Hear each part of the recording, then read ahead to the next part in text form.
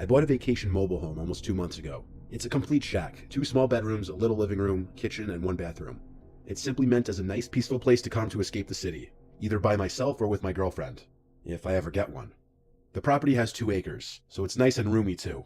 And one of the main appeals is that it's only a 10-minute drive from a mountain that I like to go snowboarding at a few times a year. My first time there, I was decorating the place with my family. We all went to one of the local furniture outlets in the area and picked out a few couches. We actually banged this all out in one weekend, and thank God for my dad's pickup truck, which made transporting all this stuff easy. During all this back and forth from store to mobile home, I guess the closest neighbor noticed all the commotion, and he came over to greet us. He introduced himself as Dale. He was, I guess, what you'd expect from a local here. He had a thick Hudson Valley accent, and his dialect and mannerisms were obviously different than, I guess, us city folk are used to. Nevertheless, he seemed nice at first. We all introduced ourselves, though I knew I'd really be the one needing to get to know him since this was my property. After chatting with him for a while, we tried to resume unloading and bringing furniture into the home. He lingered for a while just watching us. My dad tried to converse more with him here and there. Eventually, though, Dale said goodbye and walked back up the road to his home. We left Sunday together, and the next time I went up there was 2 weeks later. I went alone this time just to bring more stuff up, like my snowboarding gear, and set up the Wi-Fi. I guess Dale saw my car pass by, because soon after I got there, he knocked on the open door and stepped inside and said hello. I gave him a smile and told him to come in, which he already was. He told me the place was looking nice already. Then after some small talk, he invited me over for a beer. I said why not, and followed him up the road to his home, which is also a mobile home, maybe a little bigger than mine. We then sat outside on his deck. He grabbed me a Heineken from inside and sat across from me at the table. So I tried to get to know him. I started by asking how long he's been there. He answered with 20 years too long. I asked a few more questions, and he had some similar, pessimistic yet somewhat joking responses. This kind of set the tone for the rest of the conversation. So he started asking me questions, like what brought me here, where exactly I was from, etc. All the questions he didn't ask us 2 weeks earlier. I told him I'm from Queens, and that I wanted a place to escape and to snowboard. I guess he didn't like my answer, I don't think. He started ranting about how us city folk are coming in and ruining shit, polluting the place and littering everywhere.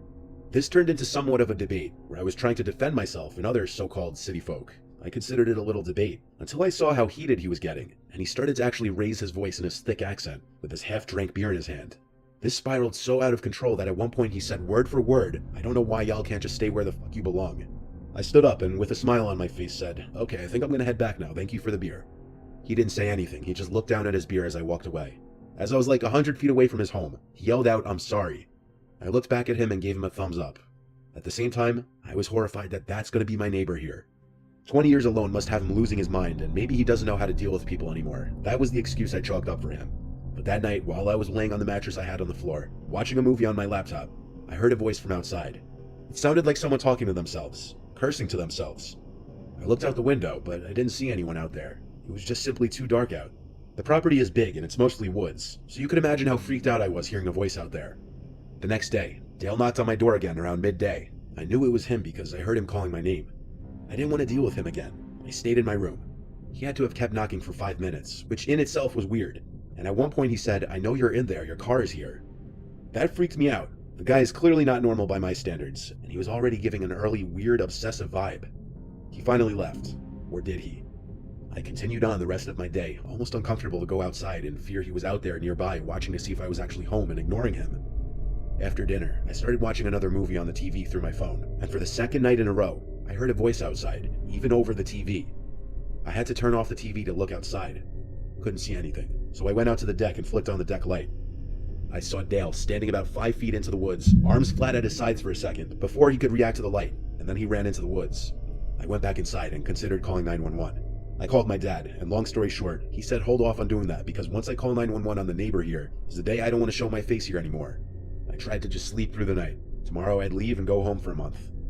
Within an hour of me laying on the mattress, I heard Dale outside scream in an angry voice, "City piece of shit, I know you're in there. Leave, no one wants you here." He sounded like he was in a drunken fit of rage, but this was officially the moment I realized my neighbor there is a complete psychopath, and he may be the reason why I got this home at such a good price. I went home the next day, taking my valuables back home with me. I haven't been back there since, but you better believe the next time I go there, it'll be with my whole family. If he keeps it up, cops will be called. At this moment, I'm not really sure what to do, but I'm considering trying to sell this place if this keeps up, because at the moment, I'm actually scared to go up there alone.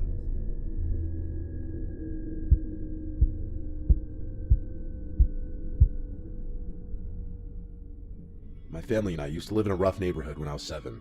Even the neighbor on one side was a total creep and wasn't friendly at all. I I don't personally remember much of the story because I was way too young, but my mom remembers it all too well.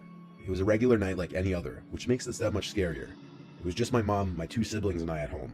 My dad was gone on a business trip, as he would be often. That night, around midnight, someone started knocking on our door.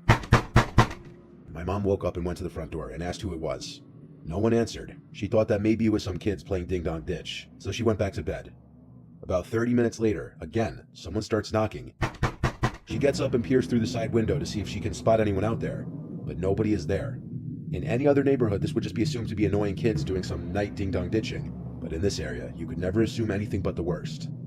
My mom started to worry, so she went back to her room and grabbed my dad's shotgun, and then she sat in the living room in the dark, waiting. During all of this, she never woke any of us up, as we were all little kids at the time and she didn't want to panic us. Again, while she was in the living room now, there was more knocking.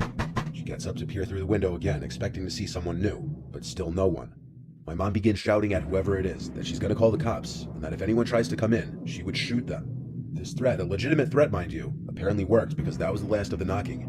At some time between then and the police showing up, my mom woke us just to be safe in the case that something bad happened. At about 2 in the morning, the police finally show up and do a quick search outside of our house while we waited inside.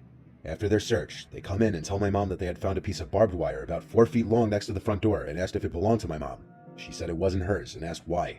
The cop told her it belonged to whoever was knocking on the door, and that they were likely planning on strangling my mom with the barbed wire when she opened the door to see who was knocking. They said that she was very smart to not open the door to see who was there, otherwise it could have cost her her life. The cops said they'd patrol the neighborhood until morning, and do a thorough investigation once there was daylight. That morning, as they were searching around the house, they found footprints leading around to the back of the house leading to my bedroom window. They had also found nicks in the window sill where the person was trying to pry open the window to break in, but failed. My mom always suspected it was this one neighbor because on several occasions, she would catch him staring into our house at her through his curtains, and he was incredibly creepy and unfriendly all around. He also would be the first one to know when my dad wasn't home, since he knew what vehicle he drives. Not long after that, we moved out of that neighborhood, thank God.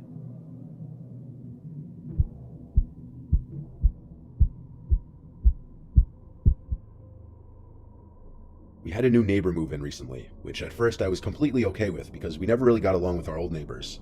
But boy do I miss them now. So it was a few months back that we saw a new van in the driveway next door. No moving trucks or nothing though. We didn't see anyone moving in furniture or anything at all. It was kind of weird.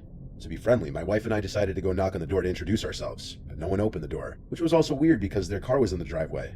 We figured it wasn't a big deal. For all we knew, they were in the shower or sleeping or something. So our bedroom is upstairs, and at one of our windows we can see into the neighbor's backyard. The house next door has a detached garage in the backyard. The new neighbor's van wasn't in the driveway all day. Then, all of a sudden, when my wife and I were reading in bed, we heard the garage next door open up. Naturally, we were curious to look out the window and see if we could catch a peek at what the man looks like. We creased the blinds a bit to look out there, and there he was, this middle-aged looking guy in a white t-shirt and jeans. The motion light over his garage was on, so that's how we saw him. He was bringing boxes from his van into his garage. We stopped spying before it got weird. A few days passed, and his car wasn't in the driveway at all, until one night, we heard his garage door open again. Every so often on this one night, we would hear some weird scraping sounds coming from out in his garage, and then occasional bangs and such, probably from him dropping boxes in the garage. But what really did make sense was that metallic scraping sound that wouldn't stop. I went over to the window to look out again. This time he caught me staring. He looked up at my window, and I felt incredibly awkward. I walked away from the window, and seconds later, I heard him close the garage door. I told my wife I'm gonna go out there and say hi. That's the only way I figured I could redeem the awkwardness I just created. I went outside in my shorts and t-shirt, and went over next door to the driveway, but the man was in his van with the engine running already, and I think when he saw me, he backed out of the driveway really fast. Then he disappeared down the street into the night. The whole thing was incredibly weird, and I was getting the vibe he was avoiding us now. I was a bit curious now what exactly was going on with all the scraping sounds by his garage. I walked into his backyard to the garage door, and something was making noise in there. I kept hearing thumping sounds. He had to have an animal in there or something. Then I heard my wife's voice call my name from our window, and she asked what the hell I was doing. I looked at her and put my finger to my lip. I tried to open his garage, but it was locked. That was enough snooping. I walked back to our house and back to bed. Later that night, I woke up to my wife shaking me, whispering that she heard our backyard gate open. I told her to stop messing with me because she was freaking me out, but she said she swears she heard it. I had to be the man of the house and go out there and look. First I took a look out the window. The lights in the neighbor's yard were off, and our yard was too dark to see anything. I went downstairs and took a look out the front door. The neighbor's van was in the driveway. He was home. I went to the backyard now and turned on the lights. As I did, I heard someone running away to the side of the house, then the backyard gate slammed shut. I was horrified, but I made myself angry and chased after them. I ran to the gate and then to the front of the house, then to the street. I was the only one out there, yet I felt as though I was being watched from any possible direction. I went back inside the house, told my wife that someone was indeed in the yard but I didn't see them, and she asked me if I thought it was the neighbor. I told her I honestly don't know, but the next day, I went to the neighbor 2 doors down, Gene, and asked him if he had met the new guy yet. He said no, but that he'd keep being awoken to sounds late at night coming from his garage.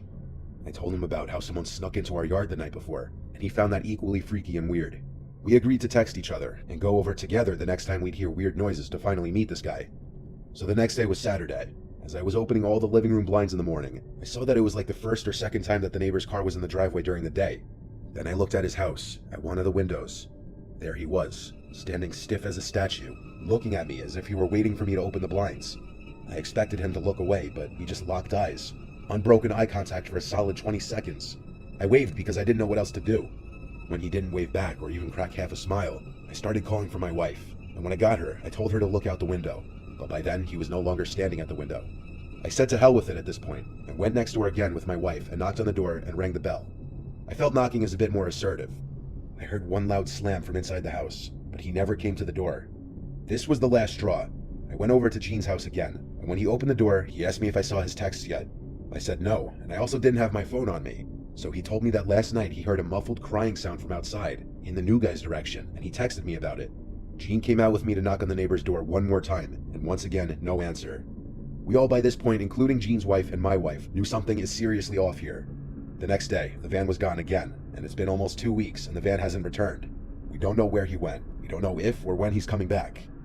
These past few nights, either my wife or I wake up in the middle of the night thinking we hear noises outside. And when we go to the window to see if the van's in the driveway next door, it's not.